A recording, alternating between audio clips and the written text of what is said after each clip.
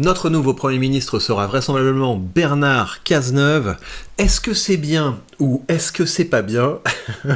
On va voir ça en toute objectivité dans cette vidéo et on va employer une méthode de zététique, vous voyez? Et on va se plonger dans l'œuvre de Bernard Cazeneuve. On va récolter au fur et à mesure des choses qui sont à mettre à son actif et des choses qui sont à mettre à son passif.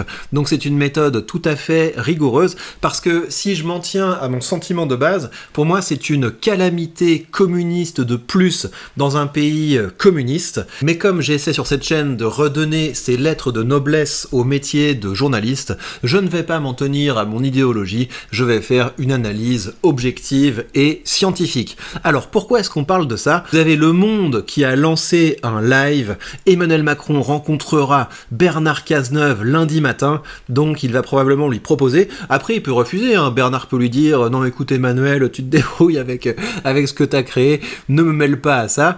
Mais en tout cas, si Le Monde, qui est quand même un des organes de presse officiels de l'Élysée, donc la presse subventionnée qui est la plus proche de l'Élysée, eh bien on peut imaginer que s'ils ont lancé un live, c'est peut-être qu'il va se passer quelque chose et qu'on est donc en train de préparer les esprits avec cette belle vague de somme qui ne manquera pas d'arriver de la part du NFP. Mais je vous redonne ma position sur cette séquence.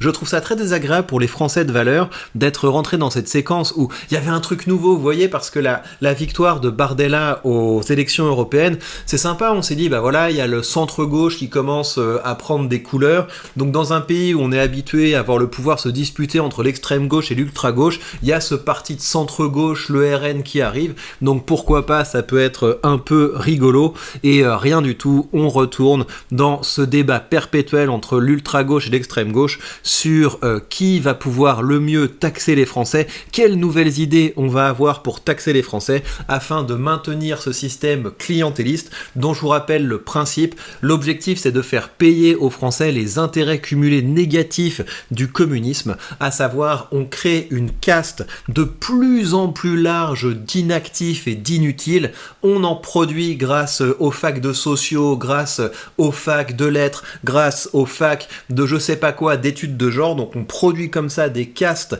de gens qui seront là pour nous faire croire que le réel n'est pas ce qu'on voit. On importe également massivement des racailles qui ne pourront rien faire dans la vie parce qu'elles n'ont pas les compétences et donc on finira également par les entretenir. Et puis également on entretient tout un tas de fonctionnaires dans l'administration à tous les niveaux dont on ne sait même pas à quoi ils servent et eux non plus ne savent pas à quoi ils servent. Et une fois qu'on a lancé cette machine où on se permet d'avoir de plus en plus de gens improductifs, évidemment que les services publics se cassent la figure, évidemment que l'économie se casse la figure, évidemment que tous les critères de développement passe dans le rouge. Tout ce qui se passe de mal aujourd'hui en France peut s'expliquer par ça, par le fait qu'on est un pays qui encourage l'inactivité. C'est le cas évidemment avec la retraite, car c'est complètement idiot de faire payer aux actifs les retraités les plus jeunes du monde. Bref, Bernard Cazeneuve, c'est donc du socialisme, et qui sera en plus encore plus tiré sur sa gauche, parce que vous avez le NFP qui est on fire, et donc c'est ça qui nous attend, les amis. Et pour digérer tout ça, pour accepter tout ça, on se permet de profiter des derniers instants de liberté d'expression qu'il nous reste avant l'enfer soviétique pour affirmer que les créateurs de valeur n'en peuvent plus de ça. Les créateurs de valeur ne veulent plus financer des parasites avec leur argent.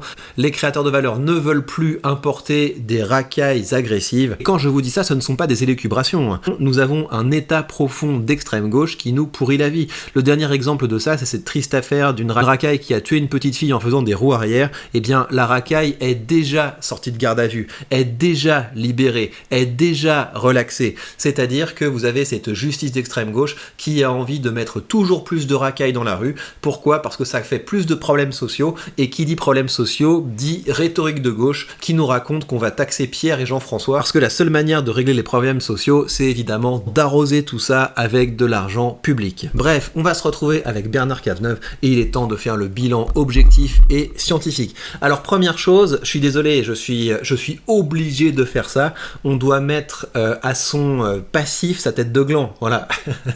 Il faut le dire quand même, vous êtes quand même censé avoir une certaine tenue, et là ça ne va pas du tout, je suis désolé, on est typiquement sur une tête de gland. gland, donc on va le mettre à son passif tête de gland. Alors ensuite, on va se plonger dans son parcours et on va commencer à partir du moment où il est ministre délégué du budget, donc c'est sous Hollande, j'imagine. Le 19 mars 2013, suite à la démission de Jérôme Cahuzac, ah oui, j'avais oublié ça, accusé de fraude fiscale. Oui, évidemment. Donc c'est-à-dire que les gens créent un enfer communiste pour les autres, mais eux, ils essaient de s'échapper de cet enfer communiste. Jérôme Cahuzac, c'était celui, oui, les yeux dans les yeux, Jean-Pierre Bourdin, je n'ai pas de compte en Suisse, et voilà. Et donc, il est nommé ministre délégué au budget, bam, bam, bam. Il affirme vouloir poursuivre une politique de réduction des déficits. Ah, vous voyez, c'est là qu'on est objectif, c'est que politique de réduction des déficits publics, ça, c'est à mettre à son actif. Donc, on va voir, c'est quelque chose qu'il a effectivement fait. Donc, nous sommes en 2013. 2013, c'est dans quelle zone ? 2013, 2014, bah oui, regardez, le déficit public se réduit sous le règne de Bernard Cazeneuve. Donc moi, je suis désolé, l'objectivité me pousse à mettre ça à son actif. Osez me dire qu'il y a d'autres journalistes sur cette plateforme avec une méthode aussi scientifique et honnête que la mienne. Alors, on continue. En octobre 2013, il intervient personnellement pour enterrer un amendement étendant le champ de la taxe sur les transactions financières aux opérations de trading à haute fréquence, ce qui était un des engagements de campagne de François Hollande. Alors autant le trading à haute fréquence, bon si vous voulez, mais ça reste une taxe supplémentaire sur la bourse, donc je mets ça à son actif, puisqu'il s'est opposé à une nouvelle taxe sur le trading. Donc à ce stade les amis, on peut affirmer que Cazeneuve c'est bien. Voilà, pour le moment Cazeneuve c'est bien, car à son passif, on n'a que sa tête de gland, mais j'imagine qu'on va trouver d'autres choses. Il propose aussi l'amendement relevant la TVA applicable aux activités équestres. Oh la vache! De 7 à 20%, l'équitaxe. Ces gens sont des malades mentaux. Donc voilà, moi j'ai une pensée pour les chevaux et pour les amateurs de chevaux. On vous a augmenté la TVA sur les activités équestres. Donc c'est à mettre à son passif, hein, parce que qui dit plus d'impôts dit c'est mal. L'équitaxe, mais vous méritez vraiment des paires de claques les mecs. Ça vraiment pas du tout. Donc ça dégage. On met ça au passif. Alors, ministère de l'Intérieur, il est nommé au sein du gouvernement Valls-D'accord. Lors du projet de loi contre le terrorisme, il a introduit un amendement permettant à l'autorité d'exiger des moteurs de recherche. Il déréférence des sites sans intervention du juge. Le point prévoyait initialement uniquement la possibilité de demander aux fournisseurs d'accès le blocage de ces sites. Le point limite cet amendement qui limite fortement la démocratie. Mediapart estime que apologie du terrorisme est une notion floue et malléable. Je suis embêté par rapport à ça les amis, je vous le dis très clairement. Donc moi, évidemment, je suis pour qu'on éclate tout ce qui ressemble de près ou de loin à du terrorisme islamiste, mais je sais que dans les mains d'un gouvernement, surtout avec un tel état profond de gauche, dès que vous prenez une loi pour apologie du terrorisme, pour réduire la liberté d'expression des gens qui sont plus ou moins extrémistes, si aujourd'hui je défends Pavel Dourov en disant mais liberté pour Pavel Dourov, et qu'on me dit non mais regarde, Pavel Dourov en ne collaborant pas suffisamment avec les autorités françaises s'est rendu complice de terrorisme, et toi en défendant Pavel Dourov tu es aussi complice du terrorisme, donc en quelque sorte tu fais l'apologie du terrorisme. Je pense qu'il y a bien d'autres manières que de réduire la liberté d'expression, et les amis, je mettrai ça à son passif, parce que quand on est libéral, on défend la liberté d'expression, et on considère que si on n'importait pas des racailles par milliers avec leur idéologie mortifère, eh bien on pourrait bien mieux protéger les Français qu'en leur empêchant de surfer sur internet.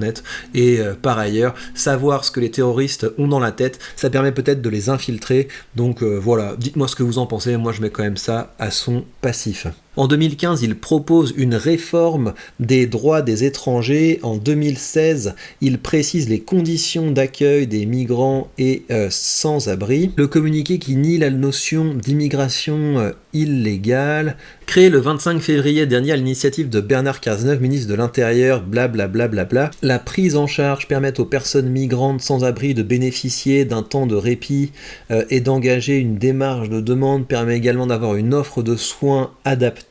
Le principe abroge l'idée d'immigration illégale. Les associations humanitaires, les idéologues, les partisans de la liberté totale d'immigrer en rêvaient depuis au moins 40 ans, ça abolit la notion d'immigration illégale, d'accord, bah ça on va le mettre quand même à son passif les amis. Faites des recherches dessus, faites des vidéos dessus parce que ça me paraît quand même assez crade ce qu'ils ont fait ici, mais en tout cas ça va directement dans la case passif. Je suis désolé, moi j'aimerais bien lui mettre des choses à son actif, vous voyez, quand il y a des choses qui sont positives, je le dis en toute objectivité, quand il y a des choses qui sont négatives, je le dis également en toute objectivité, et on va continuer ça. Le ministre de l'Intérieur et sa gestion sont critiqués par les médias.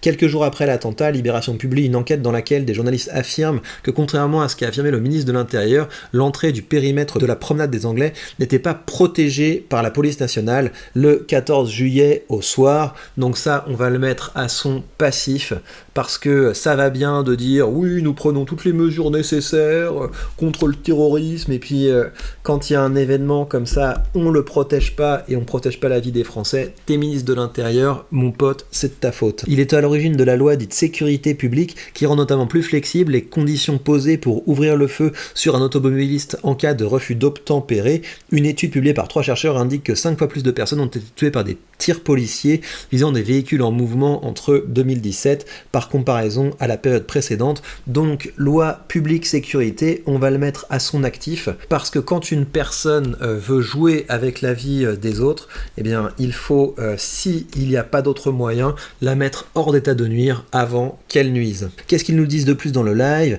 Une pensée rigide selon Ségolène Royal. À l'appui de son affirmation, elle évoque le barrage de Civène et la mort de Rémi Fraisse, épisode tragique où il était ministre de François Hollande. Qu'est-ce que c'est que ça? Il y a un militant écologiste qui a été tué lors d'un affrontement en marge d'un barrage. Ouais, je le mettrais bien à son actif ça, mais ça me paraît quand même un petit peu light. Pour Manuel Bompard, Bernard Cazeneuve, s'il est nommé, ne peut pas être considéré comme un ministre de gauche, donc ça je le mettrais à son actif. Gardons quand même à l'esprit que c'est un cinéma, parce que évidemment que Bernard Cazeneuve est un gauchiste, gardez ça à l'esprit, pour moi c'est un bon référentiel. Dites-vous que dans un pays où le jour de libération fiscale arrive fin juillet, toute personne qui est donc à la gauche d'un gouvernement qui maintient cet enfer fiscal peut être considérée d'extrême gauche, donc Bernard Cazeneuve extrême gauche, et donc quelqu'un qui considère que Bernard Cazeneuve n'est pas de gauche est évidemment d'ultra gauche. Alors on fait le total, donc pour le bien on a 1, 2, 3, 4, pour le pas bien on a 1, 2, 3, 4, 5, et bien écoutez, c'est pas passé loin, mais Bernard Cazeneuve, c'est pas bien. Je vous rappelle évidemment que tout ceci n'a que très peu d'importance. Moi, je me fiche évidemment du prochain Premier ministre. Ce qui compte, c'est d'augmenter nos revenus. Ce qui compte, c'est de devenir plus libre et également d'augmenter notre influence. C'est pour ça que je vous invite à investir. Vous avez comme d'habitude le lien sous cette vidéo. Je vous invite également à commencer à créer du contenu, à faire valoir des idées qui vont être utiles aux autres, à faire valoir une mentalité d'entrepreneur, à faire valoir une mentalité de créateur de valeur, notamment face au gauchisme qui cherche chaque jour un peu plus à nous changer en vache à lait pour entretenir la cystosphère, la racaillosphère, la grévosphère. Il y en a assez. Rejoignez le canal Telegram si vous voulez appartenir à une communauté de gens créatifs, de gens ambitieux, et échanger sur les bonnes pratiques en matière de création de contenu, en matière d'augmentation des revenus et également en matière d'investissement. Et je vous rappelle par ailleurs que vous avez aussi sous cette vidéo une autre ressource, à savoir le lien vers mon cercle des orateurs, des articles que je vous envoie une fois par mois avec mon retour sur les choses que j'ai testées pour essayer d'augmenter l'efficacité de mon contenu et d'augmenter les revenus que je dégage grâce à ce contenu. Et bien voilà, chers amis, prenez bien soin de vous et à très vite.